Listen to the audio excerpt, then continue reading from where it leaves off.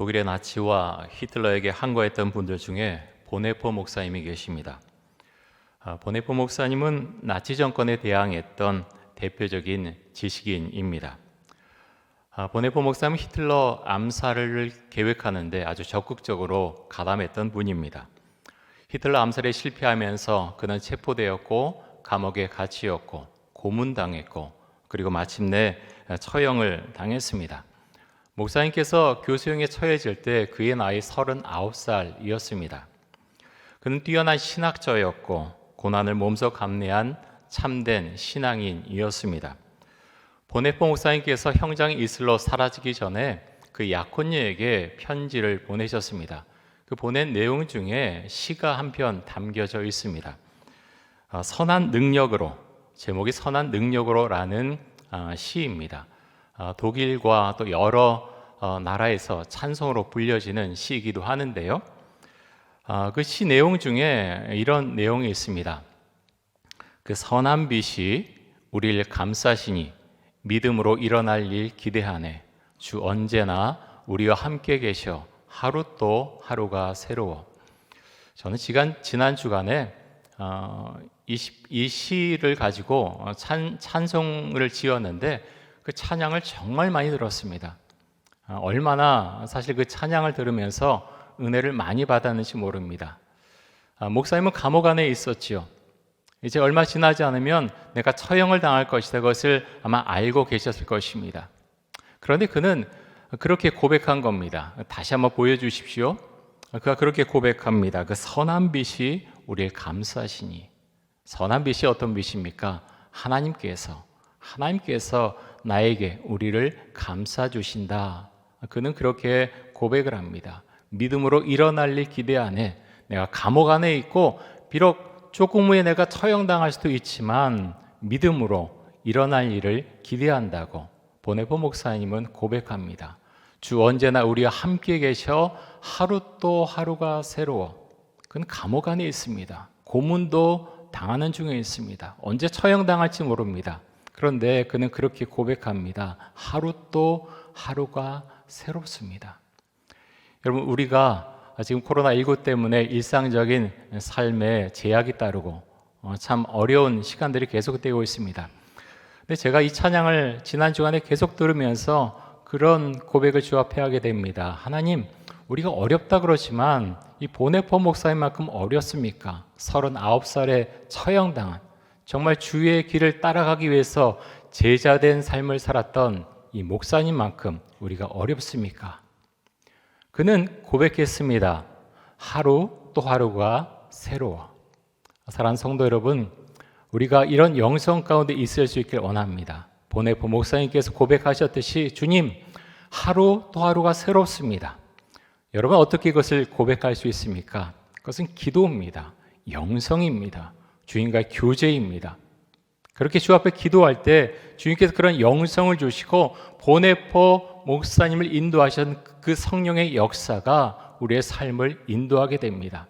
그때서 우리는 이 목사님의 마음, 그 심정을 이해하게 됩니다. 주님, 이 하루가 저에게 새롭습니다. 주 앞에 고백하게 됩니다. 사랑하는 성도 여러분, 우리가 다 흩어져 있고 교회에 함께 모이지 못하지만 이 보네포 목사님께서 고백하셨던 것처럼 주님, 저에게 하루가 새롭습니다. 우리가 그렇게 날마다 고백하면서 하루를 시작할 수 있기를 간절히 소망합니다. 지난 주간에 제 신학교 동기 목사님이 저희 이제 친구 목사님들 카톡방이 있는데 그런 글을 올리셨어요. 자매님 한 분이 이제 전화를 하셨다는 거예요. 근데 전화를 하는 내내 많이 울었는데 그런 이야기를 하셨답니다. 남편과 저는 정말 한 달 벌어서 한 달 그렇게 먹고 사는데 이번 일로 인해서 남편과 저를 직장에서 이제 그만 나으라고 합니다. 카드빚도 갚아야 되고 월세도 내야 되는데 정말 목사님 너무 막막합니다. 그렇게 하면서 전화를 했다고 합니다. 사랑하는 성도 여러분, 우리 지체들 가운데도 아마 그런 분들이 계실지 모르겠습니다. 저는 보네포 목사님의 글을 읽으면서도 찬양을 들으면서 그런 고백을 하게 됩니다. 하나님, 우리가 주님을 얼마나 알고 있습니까?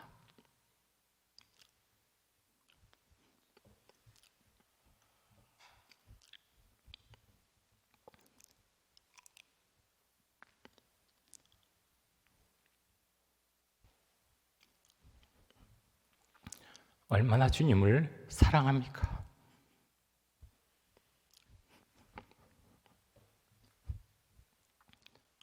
우리가 사순절을 사실 보내고 있는데 우리가 얼마나 골고다의 십자가를 생각하고 또 기도하고 말씀을 묵상하고 주 앞으로 나아가고 있습니까? 우리가 흩어져서 우리 한 사람 한 사람이 정말 살아있는 하나님의 성전이라고 우리가 그렇게 말하고 기도하는데 우리는 정말 그 마음을 가지고 이 세상을 살아가고 있습니까? 우리 기독교인들은 그렇게 나약합니까? 이렇게 흩어져 있으면 우리 신앙이 다 사라져버리는 것입니까? 여러분, 우리가 정말 굳건한 믿음을 갖고 살아가야 됨을 우리가 기억하고 주 앞에 나아가면서 주님, 어려운 시간이지만 우리보다 어려운 분들이 얼마나 기독교 역사 가운데 많았습니까? 우리가 나약해지지 않도록 해주시고 우리 신앙을 우리가 굳건하게 붙들고 그렇게 살아갈 수 있게 해달라고 여러분 정말 주 앞에 나와서 간절하게 기도하시기 바랍니다. 오늘 우리가 본문으로 읽은 열왕기하 7장 1절과 2절 말씀은 아람의 베나닷이라고 하는 왕이 있었는데요. 이 베나닷 왕이 북이스라엘을 침공합니다. 그래서 사마리아를 에워싸고 있을 때를 배경으로 하고 있습니다. 성경에는 아람이라는 나라가 자주 등장하죠. 아람, 지금으로 말하면 시리아라고 말할 수 있습니다. 꼭 영토가 이제 똑같지는 않지만 이 아람을 생각할 때 지금의 시리아라고 생각하면 크게 이제 문제가 될 것은 없다고 생각이 됩니다. 지금 시리아는 그렇게 강력한 나라가 아니지만 아람이라고 하는 나라, 이스라엘이 있을 당시 이 아람은 대단히 강력한 힘을 가지고 있을 때가 많았습니다. 그래서 이스라엘을 침공할 때가 대단히 많이 있었지요. 열왕기하 6장과 7장에 나오는 아람의 베나닷은 베나닷 2세를 말합니다. 이때 이스라엘 왕에 대해서는 조금 주장들이 좀 분분합니다. 아마도 여호람 왕이 아니었을까 그렇게 가장 많이 이제 추측을 하는데 100% 정확한 것은 아닙니다.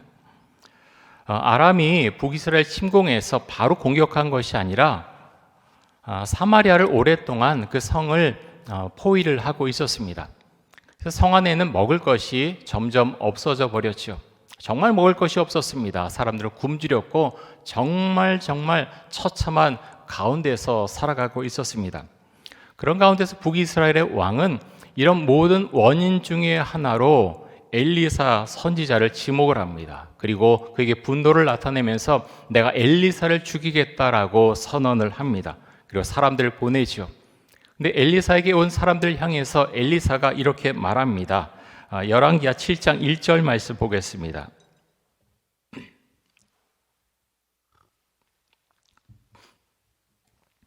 엘리사가 이르되 여호와의 말씀을 들을지어다. 여호와께서 이르시되 내일 이맘때에 사마리아 성문에서 고운 밀가루 한 스아를 한 세겔로 매매하고 보리두 수아를 한 세겔로 매매하리라 하셨느니라. 한 세겔은 노동자가 4일을 일해야지 벌 수 있는 돈입니다. 한 스아는 7.3리터의 양을 말하는데요. 그래서 고운 밀가루 한 스아라 그러면 지금 우리가 음료수로 먹는 1.5리터 병 있지 않습니까? 한 5병 정도 됩니다. 그래서 밀가루를 1.5리터 병에 한 5개 정도 이제 담았는데 그 가격이 이제 얼마가 될 것이냐라고 말하고 있는가 하면 한 세겔.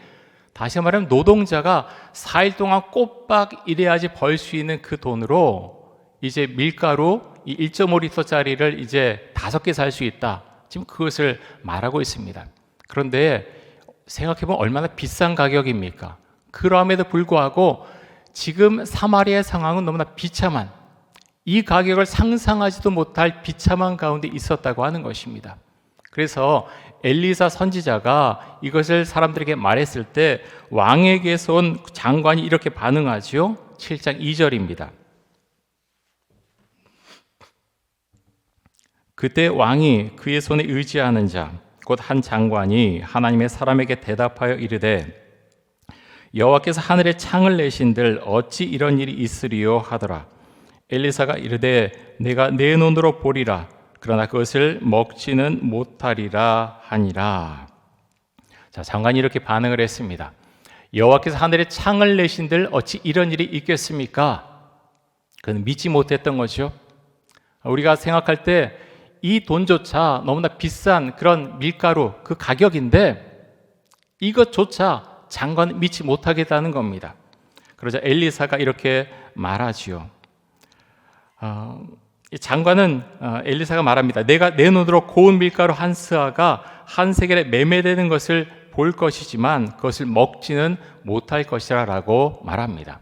엘리사의 말처럼 이 장관은 그 매매되는 것을 보지만 먹지는 못하고 백성들에게 밟혀 죽게 됩니다. 여러분, 하나님께서는 우리가 생각하지 못한 일들을 이루어 가시는 분이십니다. 왕의 장관은 사실 하나님을 믿지 않는 사람이었고 하나님의 말씀을 들을 생각도 없었습니다. 하지만 하나님께서는 사람들이 생각하지 못하는 방법을 사용해서 아람 군대를 물러가게 하십니다. 열왕기하 7장 6절과 7절 말씀 보겠습니다. 우리 같이 한번 읽겠습니다. 이는 주께서 아람 군대로 병거 소리와 말 소리와 큰 군대 소리를 듣게 하셨으므로 아람 사람이 서로 말하기를 이스라엘 왕이 우리를 치려하여 햇사람의 왕들과 애국 왕들에게 값을 주고 그들을 우리에게 오게 하였다 하고 해질 무렵에 일어나서 도망하되 그 장막과 말과 나귀를 버리고 진영을 그대로 두고 목숨을 위하여 도망하였음이라. 성경은 전쟁에 대해서 종종 이렇게 표현을 합니다. 전쟁은 여호와께 속했습니다. 전쟁은 여호와께 속했습니다. 여러분, 이것이 어떤 의미를 갖습니까? 전쟁의 승패는 다른 것에 있는 것이 아니라 하나님께서 승리를 주시느냐 패배를 주시느냐 그것에 달려 있다라고 말씀합니다. 이스라엘 백성들이 가나안 땅으로 들어와서 처음으로 전쟁이 어느 전쟁이었습니까? 여리고 전쟁이지요. 여리고 전쟁. 이 여리고 전쟁에 대한 이야기는 교회를 다니지 않는 사람들도 알 수 있는 만큼 아주 유명한 이야기입니다. 이스라엘 백성들이 어떻게 여리고 전쟁에서 승리합니까? 하나님께서 명령하시죠. 너희가 매일 한 바퀴씩 여리고 성을 돌라고 말씀하십니다. 그래서 이스라엘 백성들이 6일 동안 하루에 한 바퀴씩 여리고 성을 돌게 됩니다. 그 이후에 7일째 7바퀴를 돌고 큰 소리를 질렀더니 여리고 성벽이 무너져 내렸습니다. 그래서 쉽게 그 성을 점령할 수 있었습니다. 성경에 나오는 이야기지만 이 이야기를 누구나 똑같이 읽을 수 있지만 이것을 믿느냐 믿지 못하냐에 따라서 그 사람이 하나님을 믿는 사람인가 믿지 않는 사람인가 하는 것을 알 수가 있습니다. 사랑하는 성도 여러분, 우리는 어디까지 주님을 믿습니까? 성경에 나오는 말씀들, 우리는 어디까지 이 말씀을 믿고 있습니까? 지금 전 세계는 코로나 바이러스로 인해서 큰 혼란 가운데 빠져 있습니다. 전염병이 돌 때 하나님께서 우리에게 말씀하시길 너희는 기도하라 라고 말씀하셨습니다. 역대하 7장 13절과 14절 말씀을 보겠습니다. 우리 같이 한번 읽겠습니다. 혹 내가 하늘을 닫고 비를 내리지 아니하거나 혹 메뚜기들에게 토산을 먹게 하거나 혹 전염병이 내 백성 가운데 유행하게 할 때 내 이름으로 일컫는 내 백성이 그들의 악한 길에서 떠나 스스로 낮추고 기도하여 내 얼굴을 찾으면 내가 하늘에서 듣고 그들의 죄를 사하고 그들의 땅을 고칠지라. 하나님께서 솔로몬 왕에게 주셨던 말씀입니다. 이상한 기후가 계속되거나 전염병이 돌 때 너희는 하나님 앞에 기도하라고 말씀하고 있습니다. 자신의 죄에 대해서 주 앞에 나와서 철저하게 회개기도 하고 악한 길에서 떠나라고 말씀을 하셨습니다. 그렇게 할 때 하나님께서 전염병을 멈추게 해주시고 어려움에서 벗어나게 해주실 것이라고 말씀을 하셨습니다. 코로나 바이러스로 인해서 전 세계 사람들의 삶이 위협을 받고 있습니다. 역대의 말씀에 비춰서 우리의 모습을 살펴볼 수 있기를 원합니다. 전염병이 이렇게 창궐하게 되는 이유 중에 하나로 성경은 인간의 죄에 대해서 말씀합니다. 사람들이 악하게 살기 때문에 너희가 사는 땅 가운데 전염병이 창궐하게 되게 되었다고 하나님께서 말씀을 하십니다. 여러분, 이 세상 가운데 얼마나 악이 만연해 있습니까? 요즘 우리나라 사회를 들썩이게 하는 N번방 사건도 그렇고 한국 사회 안에는 정말 악한 모습들이 많습니다. 그런데 여러분, 어디 한국만 그렇습니까? 전 세계 가운데 악한 일들이 얼마나 많이 일어나는지 모릅니다. 죄 없는 사람들 죽이고 착취한 일들이 수도 없이 많이 일어나고 있고 하나님의 이름을 더럽히고 하나님의 이름을 우습게 여기는 사람들이 얼마나 많이 있는지 모릅니다. 코로나 바이러스가 우리들 어렵게 하고 있지만 사람들의 모습 가운데 변화된 모습 사실은 별로 보기가 어렵습니다.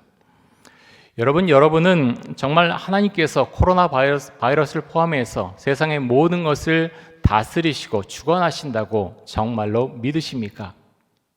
성경에 나오는 그것은 성경에 나올 뿐인지 라고 혹시 생각을 하십니까?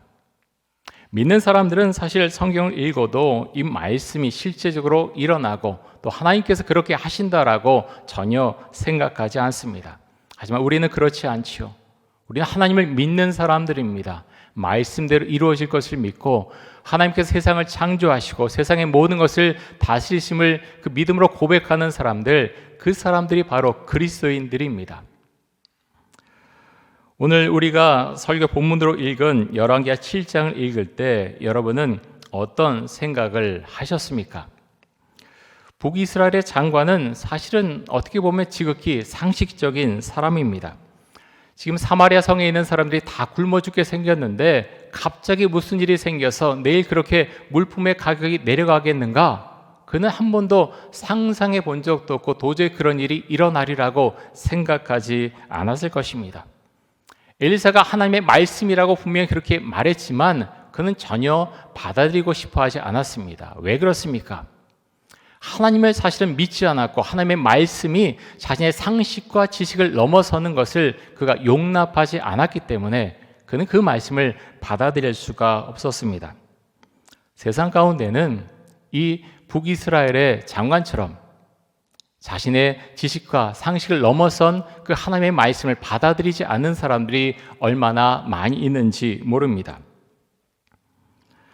여러분, 대부분의 사람들은 자신의 인생에 있어서 절망의 순간이, 정말 처절한 절망의 순간이 와야 그때서야 하나님을 찾습니다. 그래서 많은 사람들이 사실 교회를 다녀도 기도하지 않습니다. 그렇게 오랫동안 교회를 다녀도 성경책을 잘 읽지 않습니다. 많은 교회에서 제자 훈련하고 있지만 사실 제자 훈련 받은 사람 중에서 정말 제자답게 살아가는 사람들은 극소수에 불과합니다. 왜 그렇습니까? 처절한 절망의 순간에 이르지 못했기 때문입니다. 정말 처절한 절망 속에서 주님을 찾게 되면 제자로 살아가게 됩니다. 예수님의 제자들은 예수님께서 십자가에서 처참한 모습으로 돌아가신 다음에 마음이 심히 공허했고 정말로 패닉 가운데 있게 되었습니다. 그런데 부활하신 예수님을 만난 이후에도 제자들은 사실 자신들의 앞길을 어떻게 해나가야 될지 그때까지만 해도 잘 알지 못했습니다. 하지만 예수님께서 하늘로 올라가신 다음에 그들은 그때서야 정말로 주 앞에 기도하기 시작합니다. 기도하면서 성령을 받게 되죠. 성령을 받은 다음에 이들은 사람들을 무서워하지 않습니다. 권력자들을 무서워하지 않습니다. 그리고 그때서야 비로소 제자의 삶을 살아가게 됩니다. 여러분, 어쩌면 지금이 정말로 내가 주를 믿는 사람인가 믿지 않는 사람인가 내 자신이 분명하게 알 수 있는 그런 기간이 될 것이라고 생각을 합니다.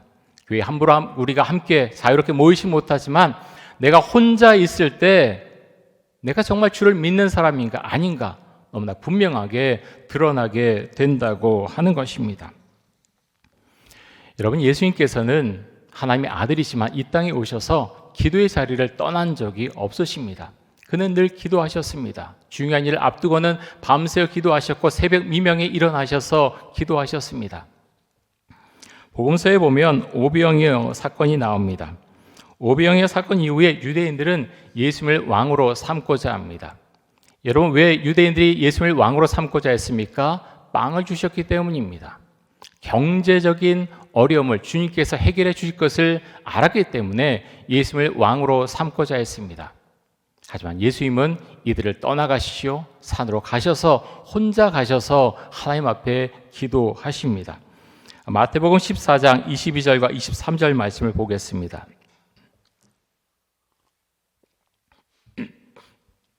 우리 같이 한번 읽겠습니다. 예수께서 즉시 제자들을 재촉하사 자기가 무리를 보내는 동안에 배를 타고 앞서 건너편으로 가게 하시고 무리를 보내신 후에 기도하러 따로 산에 올라가시니라. 저물매 거기 혼자 계시더니. 여러분, 코로나 바이러스 때문에 다들 어렵다고 합니다. 그런데 여러분, 정말 주님을 믿는다면 우리는 이때 무엇을 해야 되겠습니까? 아주 명확합니다. 기도해야 됩니다. 사순절을 보내고 있기도 하지만 이렇게 어려운 순간에 믿는 사람과 믿지 않는 사람들의 모습은 확연하게 다를 수밖에 없습니다. 정말 주를 믿는 사람은, 성경 말씀을 믿는 사람은, 예수를 나의 구주로 고백하는 사람은 주 앞에 나가서 기도합니다. 어떻게든 시간을 내서 기도합니다. 어떻게든 주 앞에 나와서 매달려서 주를 향해서 기도합니다. 기도의 자리로 나아가서 주님, 저에게 믿음이 있습니까? 그것을 확인을 받습니다. 주님, 코로나 바이러스를 주님께서 멈춰 주옵소서. 우리나라를 주님 살려 주옵소서. 주 앞에 기도합니다. 어떤 사람이 정말 주를 믿는 사람이냐? 기도하는 사람. 기도하는 사람이 주님을 믿는 사람입니다. 우리가 물론 말씀 가운데 있어야 됩니다. 가장 기본이지요. 말씀을 읽어 나가야 됩니다. 말씀을 통해서 우리는 주님을 알게 됩니다. 하지만 지식적으로만 머물러서는 안 되겠지요. 성경 말씀을 읽고 우리가 그 말씀을 가지고 기도해야 됩니다. 그렇게 될 때 내가 믿는 사람인가 아닌가 하는 것에 대해서 우리는 분명히 알 수가 있습니다. 여러분, 우리는 어떤 믿음을 가지고 살고 있습니까? 북이스라엘의 장관처럼 어떤 상식적인 그런 생각, 만약 그런 가운데서 평생을 간다면 예수를 믿는 것, 교회 와서 봉사하고 예배드리는 것, 그것이 우리에게 어떤 의미를 갖습니까? 사랑하는 성도 여러분, 지금 가정에서 예배드리는 우리 성도님들 힘을 내시고 은혜 가운데 사시기 바랍니다. 여러분, 우리에게는 은혜가 필요합니다. 믿음이 필요합니다. 주님께서 주시는 힘이 필요합니다. 좀 여유가 있는 분들은 사실은 별로 이렇게 경제적으로 어려워져도 사실 체감하지 잘 못할 겁니다. 하지만 정말 어려우신 분들은 정말 피가 마르는 그런 심정으로 지금 이 기간을 보내고 있을 것입니다. 사랑하는 성도 여러분, 우리가 한 공동체임을 잊지 마십시오. 목장교회 안에서 하나가 되고 우리가 함께 기도할 수 있기를 원합니다. 기도의 능력이 우리 공동체를 통해서 나타나고 우리 이천동 교회를 통해서 나타날 수 있기를 간절히 소망합니다. 기도만이 우리의 살 길이고 우리가 기도할 때 주님께서 우리의 기도를 들어주시고 우리 공동체가 비록 이렇게 흩어져 있지만 벌써 5주일째 우리가 함께 모이지 못하고 있지만 하나님께서 우리 교회를 지켜주시고 목장 교회를 지켜주시고 우리 한 사람 한 사람을 지켜주실 것을 믿습니다. 여러분, 그것을 믿으십니까? 기도하는 자만이 그것을 분명히 알 수 있고 기도하는 자만이 그 믿음을 고백할 수 있습니다.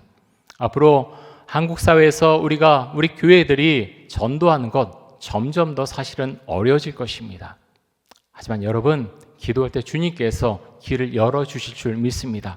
기도하지 않으면 우리 지식으로는, 우리 계획만으로는 사실 우리는 아무것도 할 수 없습니다. 특별히 한국 사회 가운데서 우리 교회들이 할 수 있는 일들이 사실 한계가 있습니다.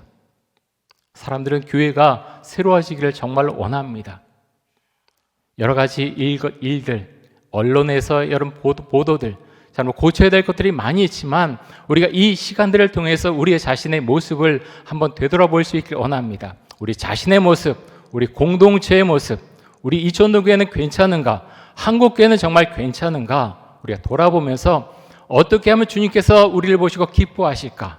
우리가 기도의 자리로 나아가서 함께 기도하면서 주를 찬양하면서 주님, 다른 사람은 몰라도 저는 정말 주의 제자로 살겠습니다. 주의 말씀에 순종하겠습니다. 우리 이천동교회는 주의 말씀을 따라가겠습니다. 우리가 함께 고백하면서 그런 아름다운 공동체를 만들어간 일들이 우리 미래 가운데 펼쳐질 수 있기를 간절히 소망합니다. 하나님께서 우리의 길을 인도해 주실 것입니다. 우리 함께 통성으로 한번 기도하겠습니다. 주님, 우리에게 믿음을 주옵소서. 기도의 자리로 나아가서 기도하게 하여 주옵소서. 우리 공동체를 더욱더 아름답게 만들어 주옵소서. 코로나 바이러스를 주님 멈춰 주옵소서. 우리가 기도함으로 우리의 죄를 회개하며 주 앞에 나아갑니다. 주님, 우리를 불쌍히 여겨주시고 우리를 붙들어 주옵소서. 우리 함께 통성으로 기도하겠습니다. 하나님 아버지, 하나님, 우리의 죄가 얼마나 많은지 모릅니다.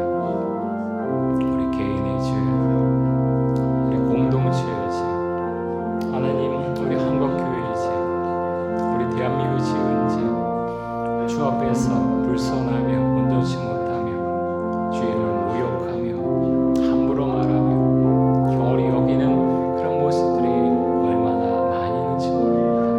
하나님 아버지, 하나님 아버지, 우리를 용서해 주시고 하나님, 우리 한 사람 한 사람이 주 앞에서 바로 서 있기를 간절히 원합니다. 하나님, 우리는 얼마나 뭐가 나가 있는지 모릅니다. 우리 성격도 성품도 주께 그토록 하나님 변화되라고 말씀하셨지만 여전히 변화되지 못하고 기도하지 못하고 정말 상한 심령 가운데서 살아가고 있습니다. 하나님, 우리를 붙잡아 주시고 하나님, 각 가정에서 예배하는 모든 심령들 가운데 주여 그 은총을 베풀어 주옵소서.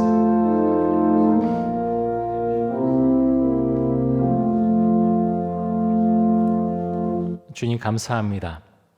참 살아가는 것이 쉽지 않지만 하나님, 그러함에도 주님께 감사와 영광을 올려드립니다. 주님께서 우리들 한 사람을 붙들어 주셨고 우리의 가정을 지켜주셨고 우리의 교회를 지켜주셨음에 감사를 드립니다. 살아가는 대한민국, 하나님 주께서 은혜 주셔서 하나님의 이름을 경홀히 여기는 나라가 되지 않도록 주의 은총을 베풀어 주시기를 간절히 원합니다. 이 땅의 교회들이 다시 한번 깨어서 기도하면서 정말 빛과 소금으로 그렇게 존재할 수 있기를 간절히 원합니다. 하나님 아버지, 온 세계가 너무나 이기적인 모습으로 자기 이익만을 추구하며 자기 자신만 아는 그런 모습들이 너무나 만연해 있습니다. 하나님, 우리를 용서해 주시고 정말 주님을 사랑하면서 우리 이웃을 내 몸처럼 사랑하는 우리 자신의 모습을 가져갈 수 있도록 주여 크신 은총과 사랑을 우리의 삶 가운데 또 공동체 가운데 베풀어 주옵소서. 감사드리며 예수 그리스도의 이름으로 기도드립니다. 아멘.